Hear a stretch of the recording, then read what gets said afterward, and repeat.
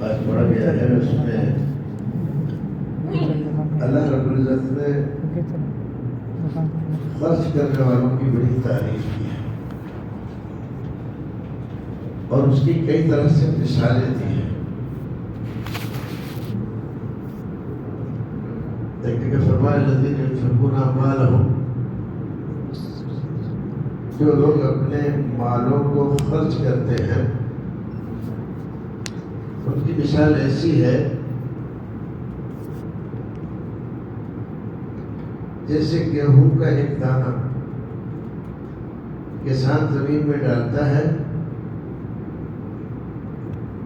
اور اس سے 7 بالیاں اگتی ہیں، فی کل سنبلۃ مئۃ حبۃ، اور ہر بالی میں 100 دانے ہوتے ہیں۔ اب دیکھیے اس نے تو ایک دانہ ڈالا تھا، لیکن اللہ رب العزت نے اس کے اندر 7 بالیاں لگا کر 700 کر دیا اس کو، اور پھر فرمایا اتنا ہی نہیں کہ اتنا ہی کرتے ہیں، اللہ رب العزت جس کو چاہتا ہے اس سے اور زیادہ نواز دیتا ہے، یضاعف، بڑھا دیتا ہے۔ یہ اس کے خلوص کے اوپر ہوتا ہے۔ جو آدمی جس نیت سے، جس نظریے سے اور جس خلوص سے خرچ کرتا ہے، اللہ رب العزت اس کے خلوص کے بدلے میں اس میں اور اضافہ کرتا ہے، 700 گنا تک ہی نہیں، اس کو اور زیادہ بڑھا دیتا ہے۔ یہ اس کی مہربانی ہے، یہ اس کا فضل ہے، اس کا کرم ہے۔ اور پھر بیان فرمایا کہ جو کچھ لوگ ایسے ہیں خرچ تو کرتے ہیں لیکن اپنے خرچ کیے ہوئے مال کو برباد کر دیتے ہیں۔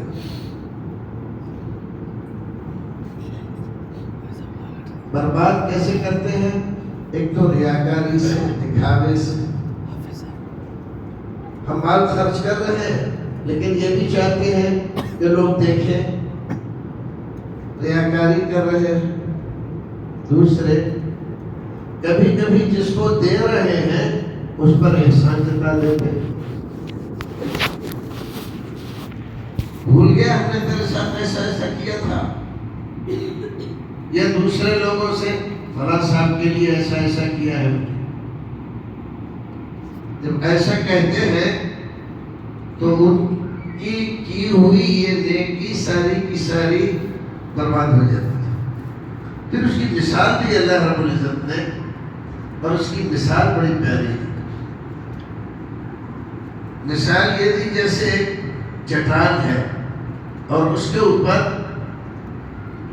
مٹی آ کر جمع ہو گئی، آدھی وغیرہ میں، دھول وغیرہ میں۔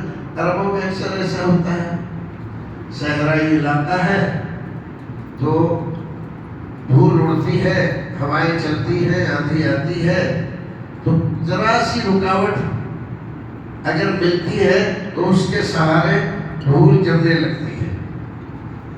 کسان نے دیکھا کہ یہ تو اچھا خاصا کھیت ہے، لاؤ اس میں بیج ڈال دو، تو اس نے اس میں بیج ڈالا، اور پھر اس کے بعد پودا ہوگا، اور دیکھتے ہی دیکھتے وہ بڑا ہونے لگا، بڑا ہو گیا۔ اب دیکھ کر کسان بہت خوش ہے کہ میری فصل بہت اچھی جا رہی ہے، اور وہیں پر سوچ رہا ہے کہ ابھی اتنے دن اور باقی ہے، اتنا دن اور لگ جائے گا، اور پھر اس کے بعد میں اس کو کاٹوں گا اور پھر دانے نکال کر بوری بھر کے اپنے گھر لے جاؤں گا۔ لیکن ہوتا کیا ہے،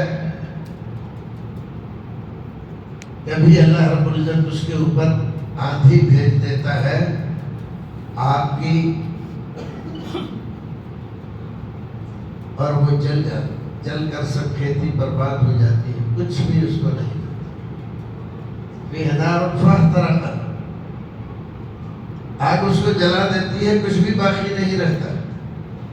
یا ایسا ہوتا ہے کہ فصل بالکل تیار ہے، اچھی خاصی ہے، اور وہ پلاننگ کر رہا ہے کہ اتنے دنوں میں تیار ہو جائے گی اور میری محنت کامیاب ہو جائے گی، کہ اچانک کیا ہوتا ہے؟ یہ ہوتا ہے کہ تیز موسلادھار بارش ہوتی ہے۔ تو یہ کیا تھا؟ یہ تو مٹی تھی، اور مٹی بھی ریتیلی مٹی تھی، کیونکہ صحرا میں ریتیلی مٹی ہے، جمنے والی پکڑنے والی مٹی نہیں ہے۔ تو تیز موسلادھار بارش کی وجہ سے وہ ساری کی ساری بہہ جاتی ہے، فَتَرَكَهُ صَلْدًا، اور وہاں کیا رہ جاتا ہے؟ صرف چٹان رہ جاتی ہے۔ وہ مٹی ہی ساری بہہ گئی جس میں فصل لگی ہوئی تھی، تو اس کے ہاتھ میں کیا آیا؟ کچھ بھی نہیں۔ تو اللہ رب العزت نے ہمیں نصیحت کی کہ اس بات سے ڈرو، کہیں ایسا نہ ہو کہ تم سوچ رہے ہو ہم نے تو بہت عمل کیے ہیں، ہمیں بہت اچھا بدلہ ملے گا، اور قیامت میں جب جاؤ تو تمہارے نامہ اعمال میں کوئی نیکی ہی نہیں ہے۔ کیا ہوا؟ بالمن والاذی، احسان جتانے کی وجہ سے، اور جس کو دیا تھا اس کو تکلیف دینے کی وجہ سے وہ نیکیاں ساری کی ساری ضائع ہو گئی، اور تمہارے پلے میں کچھ بھی نہیں ہے۔ تو یہ اللہ رب العزت اس لیے بتلا رہا ہے کہ ایک تو نیکی کی تم نے، اپنا مال دیا، اور مال دینے کے بعد شیطان تمہارے پیچھے لگا ہوا تھا، تمہارے نفس کو اس نے ابھارا، تو ذرا سی بات ہوئی تھی تو تم نے اس کو کہہ دیا، اور کہہ کر احسان جتا کر اس کا دل دکھایا۔ تو اللہ رب العزت نے کیا کیا؟ مومن کا، مسلمان کا دل دکھانے کی وجہ سے تمہاری یہ نیکی ضائع کر دی۔ تو اس بات سے بچو کہ نیکی بھی کرو اور ہاتھ بھی کچھ نہ آئے۔ تو یہ دو چیزیں بڑی اہمیت کی حامل ہے کہ دیکھیے اللہ رب العزت اگر خلوص کے ساتھ کوئی بندہ دیتا ہے تو اس کو اللہ رب العزت کیسے بڑھاتا ہے۔ تو بتلایا کہ ایک دانے سے 7 بالی، اور ہر بالی میں 100 دانے۔ رسول اکرم نے اپنی حدیث میں فرمایا ان اللہ یربی صدقاتکم، اللہ رب العزت تمہارے صدقات کو ایسے بڑھاتا ہے کما یربی احدکم فلوہ، جیسے تم نے کہا کوئی آدمی اپنے بکری کے بچے کو، بکری نے بچہ دیا، چھوٹا ہوتا ہے، نرم نازک ہوتا ہے، تو اس کا خیال رہتا ہے، وقت پر اس کو دودھ چاہیے، پانی چاہیے اور چارہ چاہیے۔ تو جیسے جیسے وہ بڑھتا ہے ویسے ویسے اس کو خوش ہوتا ہے اور خیال رکھتا ہے اس کا، پانی کا، گرمی کا، سردی کا، کہیں سردی نہ لگ جائے، کہیں گرمی نہ لگ جائے، وہ ہر چیز کا خیال رکھتا ہے کہ یہ میرا بچہ ضائع نہ ہو جائے۔ پھر کیا ہوتا ہے کہ ایک دن دیکھتا ہے کہ وہ اچھا، مضبوط، بھاری بھرکم بکرا ہو جاتا ہے۔ تو جیسے اللہ رب العزت نے فرمایا کہ تم اپنے بکری کے بچے کو جس طرح سے اس کی نگرانی کرتے ہو اور اس کو محفوظ رکھنے کے لیے پالن پوشن کرتے ہو، اللہ رب العزت تمہارے خرچ کیے ہوئے مال کو اس سے زیادہ بہتر طریقے سے اس کو بڑھاتا ہے۔ تمہارے خلوص کی وجہ سے، تمہارے خلوص جتنا زیادہ اس میں ہوتا ہے اتنا ہی زیادہ اللہ رب العزت اس میں ثواب بڑھاتا رہتا ہے۔ ایک حدیث میں فرمایا 7 آدمیوں کا تذکرہ کیا، 7 یظلھم اللہ فی ظلہ یوم لا ظل الا ظلہ۔ 7 آدمی قیامت کے دن ایسے ہوں گے، 7 آدمی نہیں ہوں گے، 7 قسم کے آدمی۔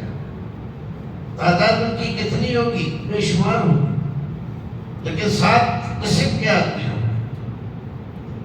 اللہ رب العزت ان کو اپنے عرش کے سائے میں جگہ عطا فرمائے۔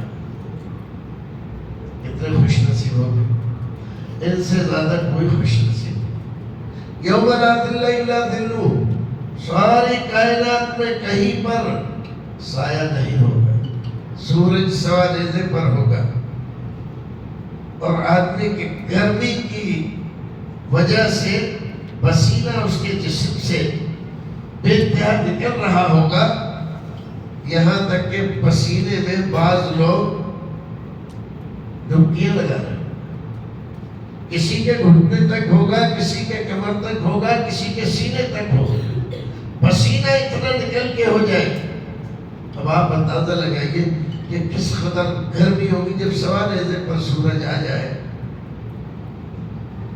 اور وہاں کہیں چھپنے کا سایہ نہیں۔ ایسے میں اللہ رب العزت ان 7 قسم کے لوگوں کو اپنے عرش کے سائے میں جگہ عطا فرما دے تو کتنا خوش نصیب ہے۔ اللہ رب العزت ہمیں ان لوگوں میں شمار کرے، ان لوگوں میں سے بنائے جن کو اپنے عرش کے سائے میں قیامت کے دن جگہ عطا فرمائے۔ فرمائے اس میں 7 قسم کے آدمی ہیں، ان کو ہم چھوڑ دیتے ہیں، یہ ہمارا جو موضوع چل رہا ہے۔ فرمایا الذی ينفق، جو خرچ کرتا ہے اللہ کے راستے میں، لا تعلم شمالہ ما انفق یمینہ، روایت میں تو اس کے برخلاف آیا ہے کہ اس کے دائیں ہاتھ نے کیا خرچ کیا اس کے بائیں ہاتھ کو کچھ پتہ نہیں چلتا، یعنی اتنا چھپا کر وہ دیتا ہے، خرچ کرتا ہے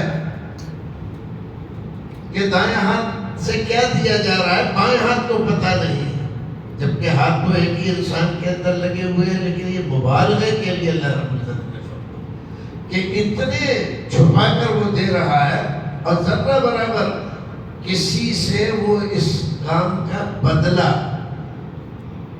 یا تعریف نہیں چاہتا، صرف اللہ کی خوشنودی کے لیے دیتا ہے۔ دائیں ہاتھ نے کیا دیا بائیں ہاتھ کو پتہ نہیں۔ اس طرح سے جو خرچ کرتا ہے زندگی میں صرف اپنے رب کو راضی کرنے کے لیے، وہ اللہ رب العزت کے نزدیک اس بندے کے اس عمل کا درجہ یہ ہے کہ اس دن جب کہیں سایہ نہیں ہوگا اور لوگ گرمی کی شدت سے پریشان ہوں گے، ایسا نہیں ہے کہ صرف گنہگار پریشان ہوں، بڑے بڑے نیکی والے، بڑے بڑے نمازی، روزے دار، تقویٰ پرہیزگاری والے، وہ سب ہی وہاں پر ساری مخلوق پریشان ہو، یہاں تک کہ لوگ انبیاء کرام علیہ الصلوۃ والتسلیم کے پاس جائیں گے۔ حدیث بہت لمبی ہے، بخاری شریف کی حدیث ہے، حضرت آدم علیہ السلام کے پاس جائیں گے کہ ذرا اللہ رب العزت کے دربار میں چلیے اور ہم لوگوں کے لیے کچھ سفارش تو کر دیجیے۔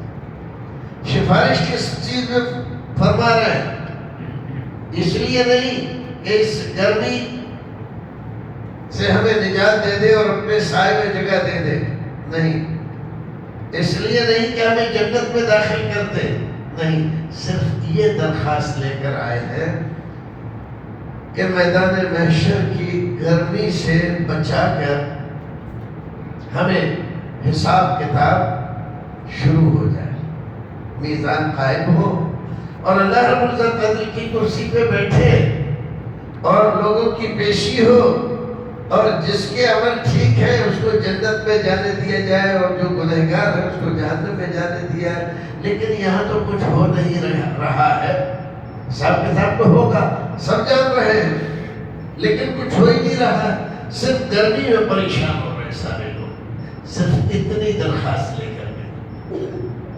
حضرت آدم علیہ السلام کہیں گے ہاں نفسی نفسی، تم اپنی لے کر آئے ہو، مجھے اپنی فکر ہو رہی ہے، میں نہیں جا سکتا۔ اگر اللہ رب العزت کے دربار میں میں گیا اور اللہ رب العزت نے مجھ سے پوچھا اچھا آدم تم ہی ہو، تم ہی وہ آدم ہو جس کو میں نے اپنے ہاتھ سے بنایا، فرشتوں سے سجدہ کرایا، جنت میں داخل کیا، تمہاری دل بستگی کے لیے تمہارا جوڑا بنایا، منع کیا تھا ساری جنت تمہاری ہے، کھاؤ پیو موج کرو مستی کرو، لیکن اس درخت کے قریب مت جانا۔ اور پھر بھی ساری جنت ہوتے ہوئے اس درخت کو تم نے چکھ لیا، تم ہی ہو، تو میں کیا کہوں گا؟ میرے پاس کوئی جواب نہیں۔ تو جاؤ حضرت نوح علیہ السلام کے پاس چلے۔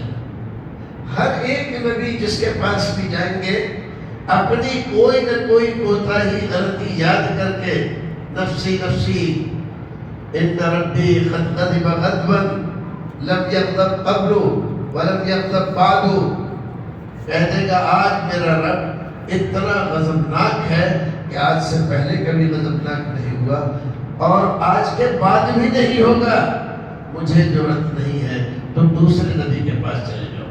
حضرت نوح، حضرت ابراہیم اور حضرت موسیٰ، حضرت عیسیٰ، آخر میں حضرت عیسیٰ کے پاس جب پہنچیں گے تو وہ بھی اپنی کوتاہی ذکر کر کے کہیں گے میں نہیں جا سکتا، تم ایسا کرو ان کے پاس چلے جاؤ، محمد صلی اللہ علیہ وسلم۔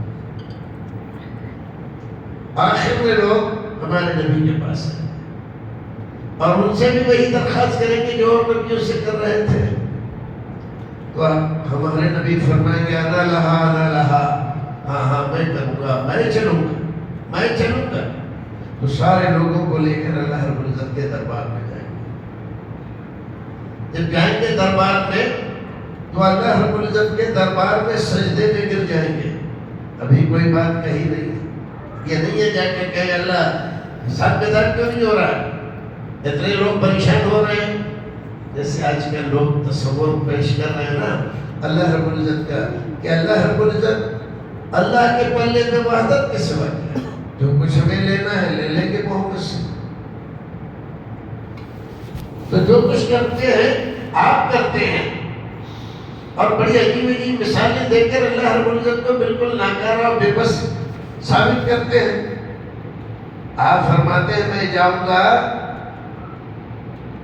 اور سجدے میں گر جاؤں گا، کب تک سجدے میں رہوں گا میں نہیں جانتا، جب تک اللہ رب العزت چاہے گا تب تک میں سجدے میں رہوں گا۔ وَأَحْمَدُهُ، اور اللہ رب العزت کی حمد و ثنا بیان کروں گا، بِمَحَامِدَ یلہمنی اللہ، ایسی تعریف بیان کروں گا اللہ رب العزت کی مجھے آج پتہ نہیں ہے کہ وہ الفاظ کیا ہوں گے، وہ اسالیب کیا ہوں گے، کیا کیا کہوں گا مجھے نہیں معلوم۔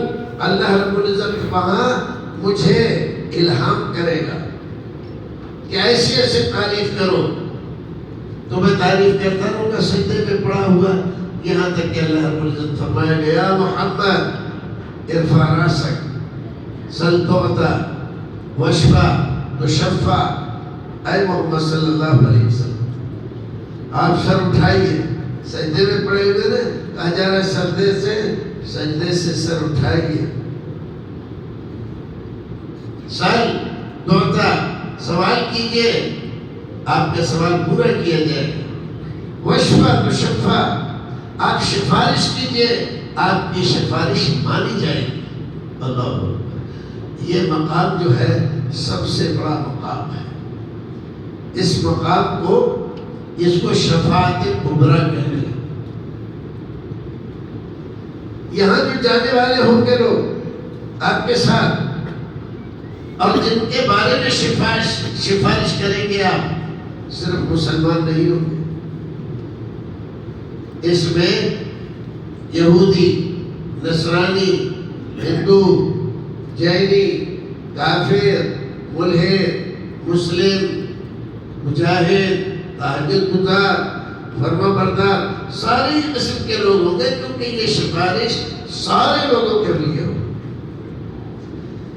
تب آپ کہیں گے کہ اللہ تیری مخلوق سخت پریشانی میں ہے، میزان قائم کی جائے اور لوگوں کے بارے میں حساب کتاب کیا جائے تاکہ میدان محشر کی گرمی سے ان کو نجات ہو۔ جب آپ یہ بات کہیں گے تو اللہ رب العزت کہے گا ٹھیک ہے، پھر میزان لائی جائے گی، ترازو جس میں نیکی اور بدیت تولی جائے گی۔ تو یہاں پر صرف مسلمان نہیں، سارے لوگ غیر مسلم بھی رسول اکرم صلی اللہ علیہ وسلم کی تعریف کریں۔ یہ ہے مقام محمود۔ جو دعا پڑھتے ہیں ہم اذان میں، وآت محمدا الوسیلة والفضیلہ وابعثہ مقاما محمودا الذی وعدتہ، اور محمد صلی اللہ علیہ وسلم کو وہ مقام محمود عطا فرما دے میرے رب جس کا تو نے ان سے وعدہ کیا۔ آج تو سب مسلمان آپ کو اچھا کہتے ہیں، آپ کی تعریف کرتے ہیں، لیکن وہ دن ہوگا یہودی، نصرانی اور غیر مسلم سارے کے سارے آپ کی تعریفیں کر رہے ہوں گے۔ یہ ہے مقام محمود، یہ ہے شفاعت کبریٰ۔ تو وہاں پر رسول اکرم کی سفارش کی وجہ سے لوگوں کو نجات ملے گی میدان محشر کی اس گرمی سے، اور پھر حساب کتاب ہوگا۔ بھائیو عزیزو، وہ دن بڑا سخت ہوگا جب انبیاء کرام ہاتھ اٹھا لیں اور ان کو صرف اپنی فکر رہ جائے، نفسی نفسی، میں بچ جاؤں، باقی کا کیا ہوگا مجھے اس سے کوئی مطلب نہیں ہے، میری نجات ہو جائے۔ انبیاء کرام کو اپنی اپنی پڑی ہوگی، کوئی کسی کے بارے میں نہیں سوچ رہا ہوگا، باپ بیٹے کے نہیں۔ یوم یفر المرء من ابی و امہ، اخی و امہ و ابی و صاحبتہ و بنی، لکل امرئ منہم یومئذ شأن یغنی۔ یہ اللہ رب العزت نے قیامت کا ذکر فرمایا۔ اللہ رب العزت ہمیں اور آپ کو نیک عمل کرنے کی توفیق عطا فرمائے۔ رسول اکرم کی ایک حدیث سن کے بات ختم کرتا ہوں۔ آپ نے فرمایا اتقوا النار ولو بشق تمرہ، بشق تمرہ، اپنے آپ کو آگ سے بچانے کی فکر کرو۔ اتقوا النار، آگ سے بچانے کی فکر کرو، آگ سے بچو۔ ولو بشق تمرہ، چاہے کھجور کا ایک ٹکڑا اللہ کے راستے میں دے کر تم بچ سکتے ہو۔ یہ فرمایا کہ غریب سے غریب آدمی، ایسا کون غریب ہے آج جو ایک کھجور بھی نہیں دے سکتا ہے اللہ کے راستے میں؟ کسی غریب کو، مسکین کو وہ تو دے سکتا ہے۔ ہم اکثر سوچتے ہیں ہم کیا دیں گے، ابھی بیچارے سب سفرا حضرات آتے ہیں، اللہ رب العزت ان کی ہمتوں کو جوان رکھے۔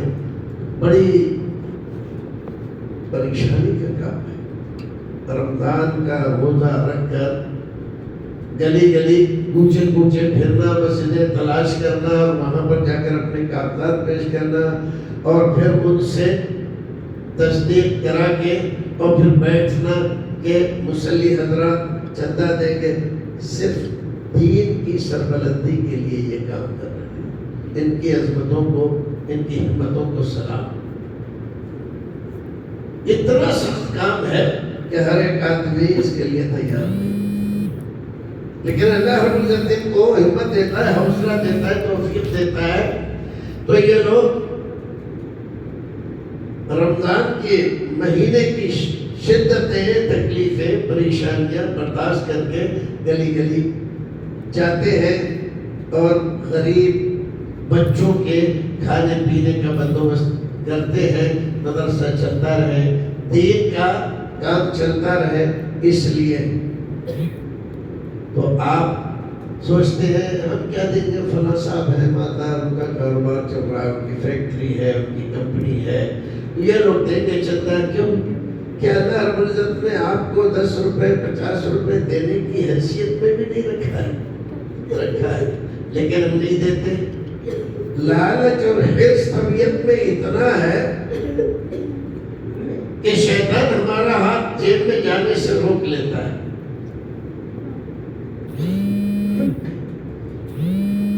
ہاتھ میں نہیں جاتا، ہاتھ میں جائے گا جیب میں تو وہاں سے کچھ نکلے گا تو ہم دے دیں گے۔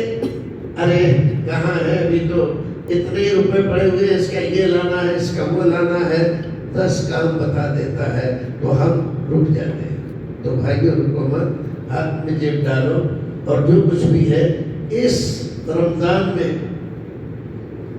جو آپ خرچ کرتے ہو ایک روپیہ اللہ رب العزت اس کو 700 گنا بڑھاتا ہے، اور اگر اس میں خلوص اور زیادہ ہوتا ہے تو اللہ رب العزت ہی جانتا ہے کہ کون خلوص سے کر رہا ہے تو اس کو اور زیادہ بڑھا دیتا ہے۔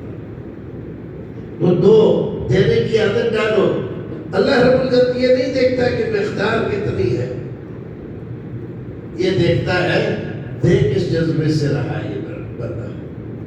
آپ دو گے، کل اللہ رب العزت آپ کو آج 1 پیسہ دے رہے ہو، کل کو آپ کو 10 پیسے نہیں 10,000 دینے کی توفیق عطا فرمائے گا، آپ کے مال میں اولاد میں برکت عطا فرمائے گا۔ اللہ رب العزت ہمیں اور اپنے عمل کرنے کی توفیق عطا فرمائے، ہمارے بالوں میں برکتیں عطا فرمائے، اور ہماری طبیعتوں کی جو شدتیں ہیں، سختیاں ہیں، لالچ ہے، حرص ہے، کنجوسی ہے، پروردگار اس کو دور کرے اور نیک بندوں کی طرح سے اپنے راستے میں خرچ کرنے کی توفیق عطا فرمائے، اور جب تک دنیا میں رکھے پروردگار ہمارے ہاتھ کو دینے والا ہاتھ بنائے، لینے والے ہاتھ سے بچانے کی توفیق دے پروردگار، کسی کا محتاج نہ رکھے، اپنے در کا محتاج رکھے، اور جو کچھ ہم سے ہو سکتا ہے غریبوں، مسکینوں، یتیموں، بیواؤں کے لیے ہم زیادہ سے زیادہ دل کھول کر دیں، تو اللہ رب العزت ہم کو اس کا بدلہ